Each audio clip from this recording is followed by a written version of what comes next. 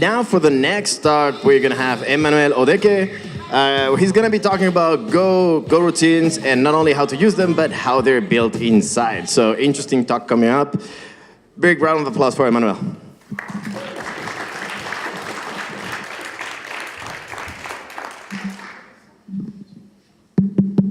Good afternoon, everyone. Great to have you all here, and thanks for being part of the Go community. My name is Emmanuel Odeke, and I'm presenting a talk, Go Surgery, a Go routine and its innards. About myself, I just introduced myself. I work on Go itself, observability with open census, developer tools, and the cloud. An avid open source consumer and producer. I enjoy learning, and I'm always learning. All right, why might this talk be important? So there've been very, very many talks about runtime features, compilers, all these things about Go, but I haven't yet seen any on Goroutines. Yet, arguably, Goroutines are Go's appeal to start with, right? The first time you see a Go program, they'll tell you, oh, we have concurrency, right? So it's that first hitch that you get with Go. From this talk, you'll be able to hopefully effectively test, debug, and improve your Go programs. This talk is meant to try to demystify bits of the runtime and compiler, but also make them attractive, right? I have this belief that if I can learn this stuff, anyone on earth could learn them, right? Also, it's to get more people interested in working on Go. The project could use everyone's attention and help, and for all your contributions, even if it isn't code, even if it's community, thank you very much. With a bit of knowledge from this talk, you'll be able to hopefully work on developer tools like debuggers, leak detectors, schedulers, and it hopes to weave in the big high level and big picture. And it's the commentary on the awesome work of very talented folks who contribute to Go. All right, so let's start with questions you might have already asked yourself. What is a Go routine, right? If you use Go, you've encountered a Go routine. How do I start one? How do I exit one? How do I find out what Go routines are running? The last one is a bit complex. Few people ever venture into that territory. But now some questions you might have not asked yourself. Why Go routines, right? How does the runtime make a Go routine? That's another important question. How does a compiler interface with the runtime in order to create a Go routine? How much memory does a Go routine need? How many Go routines could be spawned? How does the runtime manage Go routines? What Go routines exist? And how can I enable tracing to figure out, what Go routines have started, what's their state, that kind of thing. How can I find out what Go routines have been leaked? Let's get started with a bit of terminology. The Go scheduler uses, it does end-to-end scheduling, whereby we have some abstract interface called Ps, which are the processors, right? They're Go max procs, or the number of CPUs that your computer has by default. And what we do is, in your Go program, the scheduler abstracts the need for you to have to manipulate raw machine resources. So those raw machine resources are called Ms. And Ms could be threads, they could be, you name it, right? A machine resource.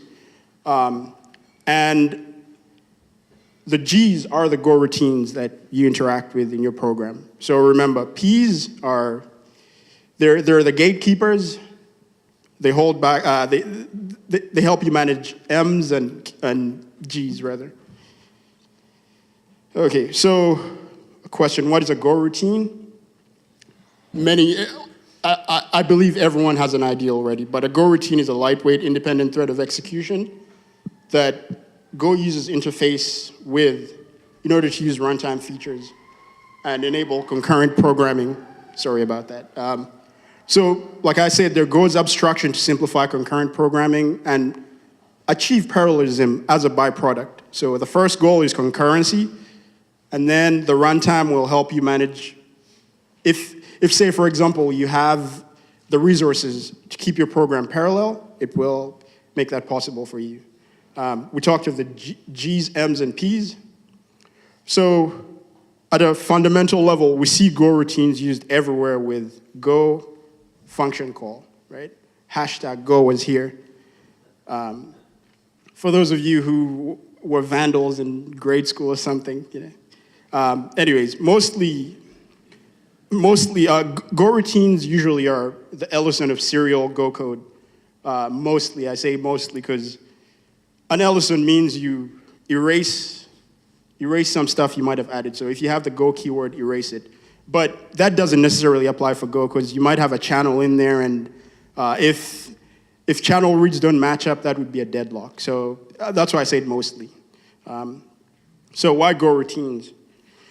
Well, this is a problem I think almost everyone could relate with, right? Bare metal, multi-threading, and concurrent programming are very hard, right? Like, and it's quite unproductive to expect every single developer to have to master concurrent programming, be a threading ninja in order to write modern programs.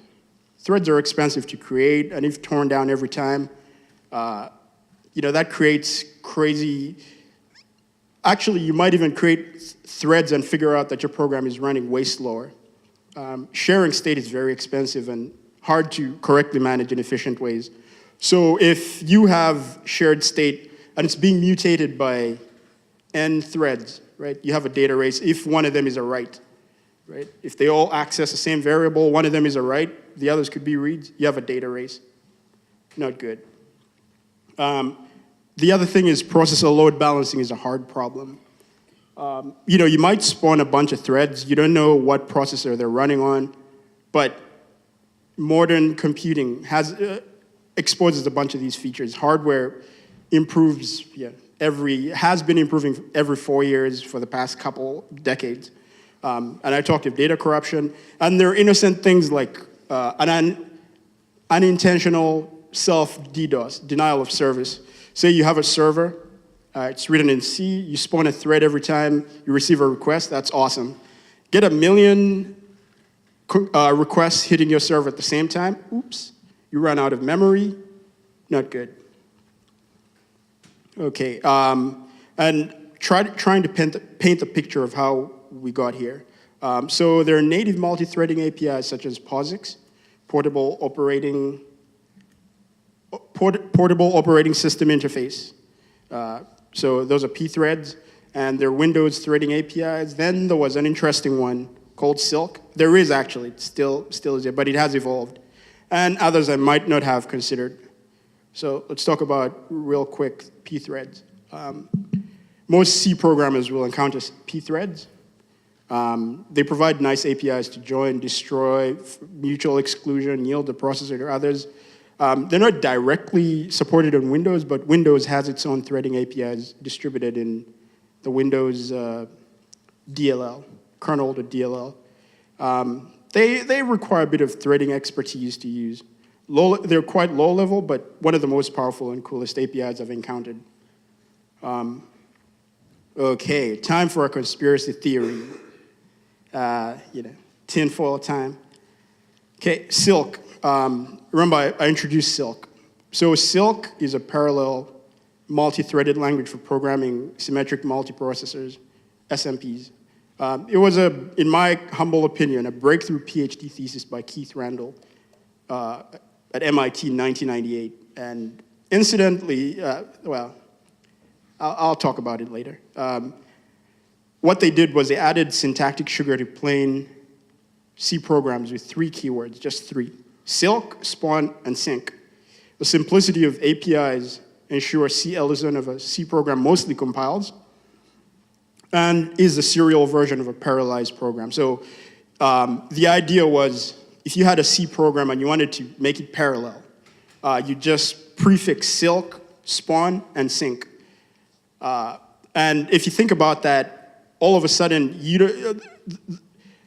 the cognitive load for a programmer to think of how to parallelize their program just fades away, right? It makes things nicer to use. It implemented load balancing and randomized work stealing in the runtime scheduler. Now, that last point, Go also has that, randomized work stealing. Now, anyway, Silk is now a product from Intel. It's Silk++. All right, Exhibit A concurrent but sometimes parallel Fibonacci generator. And the idea here is it's sometimes parallel because you might have one core and not run things in parallel, right? So this is what a Silk program looks like. Remember we talked of spawn and sync? So spawn is where you see, spawn that will run it in parallel. It will run fib n-1 and fib n-2 in parallel. And then at this point, it tells the compiler that, hey, I expect these results back, okay? That's what the pthread program looks like. And if that's horrendous code, my apologies. I wrote this early this morning, but it works. And if I recall right, this is the way I was writing multi-threaded code. But look, you have to create a thread here yourself. You do pthread create. Thfib is the function that you pass in, and these are the arguments, right? And at the end, you expect to synchronize those two. You do a pthread join. And as we see here, we have a result, but we also have to manage memory on our own, right? Free and then return the result. Now, perhaps that looks familiar. That's a Go equivalent of parallelized Fibonacci. Look at that. Look at that. Have I sowed some seeds of conspiracy? Perhaps. So anyways, where I was going with this, it wasn't necessarily a conspiracy theory, but I just wanted to paint a picture of Go standing on the shoulder of giants, right? Under the hood, Go's runtime actually uses the native threading APIs that I talked about, so pthreads and Windows threading API. So the ideas from Silk look really familiar to what Go's constructs are like. You see we have Go, fib, Go, right? And there we have spawn, fib, right? Looks quite similar, no? Yes, they do look similar. We've also got sync. That's a synchronization point that we use. Here we just used a channel for it. So anyways, synchronization primitives I've mentioned. Remember I talked of Go func versus spawn func, that kind of thing. Then randomized processor work stealing and load balancing ideas. They seem, from Silk, those seem to have had a heavy influence on Go scheduler. All right, and now that I've introduced that long history, let's talk about a Go, the states that a Go routine could go through. So a Go routine is started. What states could it go through, okay? It goes through either of these 7 states. It could be running, runnable. It could be at a state where its stack is being copied over. Like say, for example, you invoke a recursive function and you need a bigger stack, you need to copy a stack over. It could be waiting, like a channel read, mutex block in the midst of a syscall. If you invoke like open, when you open a file, when you do a sleep, it could be idle, just got allocated, ain't doing work. Or it could be dead, reached a terminal point, it's done running its function, declared dead. Or it used a runtime function called go exit. And anyways, I'll post these slides, and in here I've included a reference that anyone could go read about the states. The idle state, that's the initial state of a just created Go routine, nothing to do, hashtag chillaxing, G-syscall state, I mentioned, it's invoking a syscall. So that syscall right there, that does fsync, which is for file integrity. Like say, for example, your process is shutting down and you want to flush everything to file. You want to guarantee that it's flushed. That's the kind of syscall that you'd make. You don't need to usually know about this. I'll just bring it out for brevity. G-waiting, you're waiting on something from a channel. Copy stack, remember I mentioned a stack is being resized, e.g. when invoking a recursive function. Running state, it's running user code. G dead. Dead, not meaning a terminal state, but it has reached its purpose for running a function, right? But it's also a trick that's used by the runtime to hide newly created Goroutines from being printed in stack traces. So imagine you're receiving a crap ton of requests, pardon my French, a boatload of requests, if I may say. And all of a sudden you hit control, well, you do sig quit, which is shift control and back, yeah. Sig quit, that prints out a stack trace, a core dump, right? If you've just created a new Goroutine, you don't want to spam your stack trace with that. So then grunnable state, it has completed an operation send, such as a channel send, and it's available to do work. Okay. Oops. So that's normal Go code, right? And that code runs through a bunch of these states. As soon as we get to go func, we're in idle, right? The first time it's being created. Inside as it's running code, it's runnable. When it's doing a time.after, it's waiting, right? After that wait, it's done. So it goes to idle. By the one thing I forgot to mention was that Goroutines and M's are not necessarily destroyed every time they're done.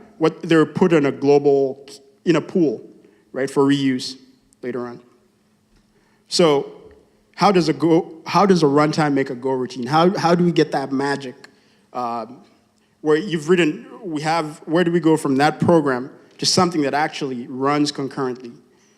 So there is a function called newproc. What it does is it takes the size of the argument. So the arguments would be what you're invoking your function with. So if it's a naked function, well, that isn't naked, but the size of those arguments are, size of int, which 4 bytes, and the size of a pointer of weight group, which is 8 bytes on 64-bit systems and 4 bytes on 32-bit. So the size varies, but yeah. So the first thing we do is we check if the initial stack size is the size of these arguments here, if they're less than the minimum stack that a Go program needs, which is 2 kilobytes, 2K. If it is less than that limit, Gucci, create that Goroutine. If it isn't, you'll see a crazy crash. And I'm not sure, very few people have encountered this crash, but you'll see it's a very interesting crash. And then, so what we do is we first check, is there any available Goroutine that had been created previously in the pool? If there isn't, we'll create a new one, create its own stack, copy those arguments from the call site to that new function, and then create a heap for it, assign it a program counter, starts as a new Goroutine. So the one cool thing is the interaction between the compiler and runtime. The runtime creates a symbol. Remember I talked of newproc, right here? So the runtime creates that symbol, and the compiler, after parsing your code, it starts going through each statement. Every time it encounters a go statement, it invokes those arguments that it has parsed. That it has parsed with the newproc symbol, and that's done in the compilation phase during static single assignment SSA. And one other cool thing is there's a G register that is always known. I believe it's R10. Ian is in the crowd, so I'll ask him for a correction later on. Is it R10? On x86 is the TLS, for the storage in the Okay, there you go. That's the beauty of Go, right? Like, yeah, you could just dive in, and if you don't know an answer, if you don't know an answer to a question, you just ask, right? Like, I'm just freestyled asked Ian, put him on the spot. Thank you, Ian. Yeah. And by the way, that's how Go development is, right? Like when you're hacking on the compiler, the runtime, all these libraries, you could reach out to people. I enjoy it because I'm very happy to say I don't know anything in Go, and I'll usually get help. Yeah. So what are the first Go routines created? In there's a file, runtime/asm, and the architecture.s. And the first thing that we do is there's a routine rt0 go, creates the first G and the first M. And then we invoke OS init, shed init. Now, inside shed init, that's where we initialize the scheduler. We talked of new proc, that creates Go routines. But anyways, the first non-system Go routine, M, which is, the thread is always needed because at any point there could be an M which is blocking, like it's in a syscall, so you always need an extra one running. Then there's the Go garbage collection enforcer.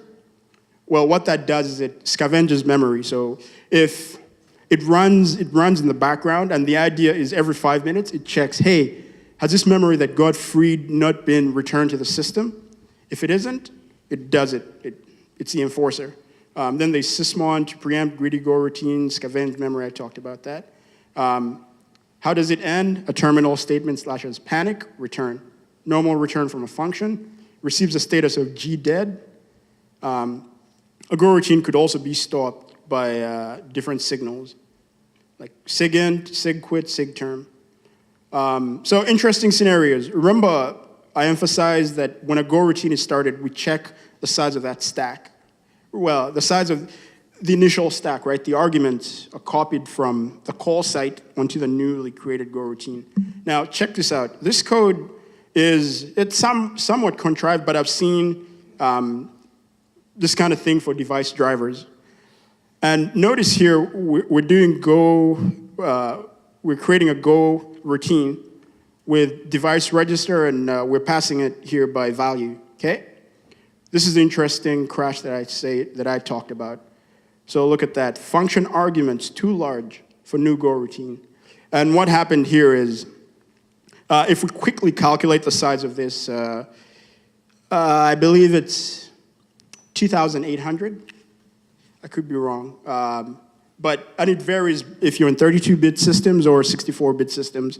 But anyways, there's so much slop in here. We could rearrange these arguments and get them nicer. But the main point here is, in this case, look, our program fails at runtime just because we passed something by value. If we change that to a pointer, that becomes 8 bytes in 64-bit systems and 4 bytes in 32. Okay, so I explained just what happened there. Go routines need at least 2K. And I talked about the slop. And now let's deliver all that allure we talked about. Go debug. This is an environment variable you could use while starting your Go programs. If you want to see what the scheduler is doing, what the states of your Go programs are, this is really useful if you have, if you want to inspect, say, you have a service that you want to put into production, but you do not know how it's going to, how the Go routines are going to interact, how scheduling is going to work under load. So use Go debug. And I've also included a link here to the environment variables. So what you do is you pass in shed trace and the time in milliseconds for which you want results printed out, and shed detail is equal to 1. So in this Go program, I think it was too long. It didn't provide a link to print out, but this is a screenshot of it.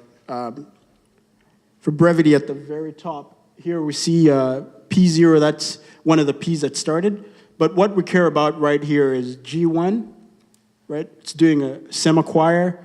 Remember we talked of the GC enforcer. We're doing a channel send. yeah, the runtime did a channel send on here in time after.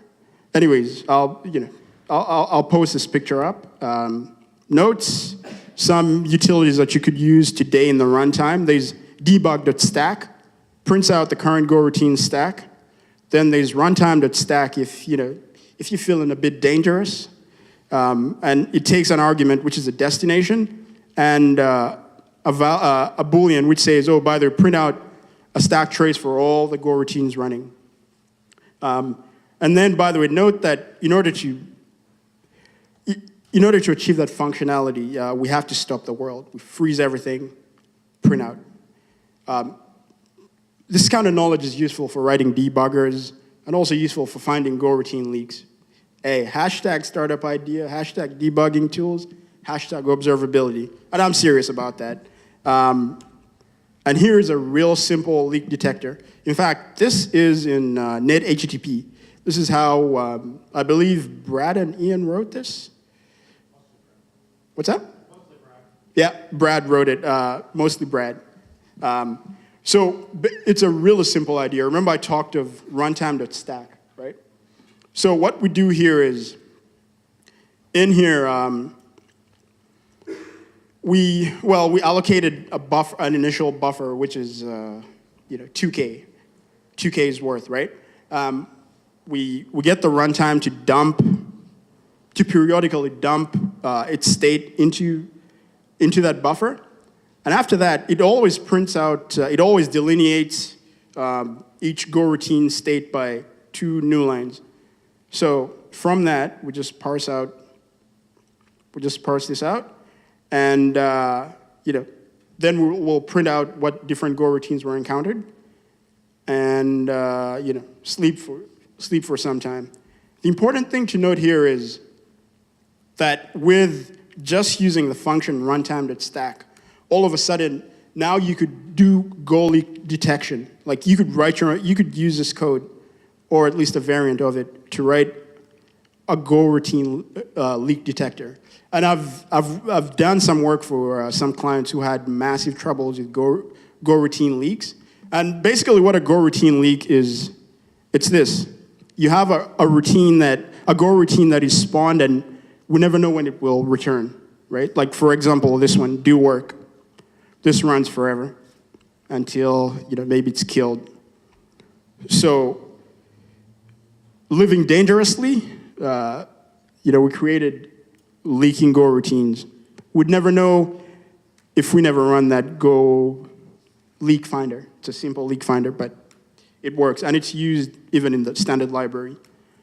Anyways, that's the end of my talk. Thank you very much. I want to emphasize that the Go project is it's only fruitful by collaborative effort, right?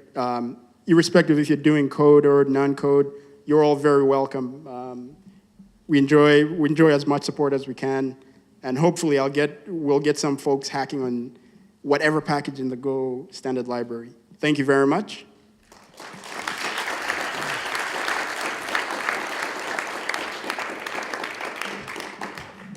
Thank you. Great talk. So now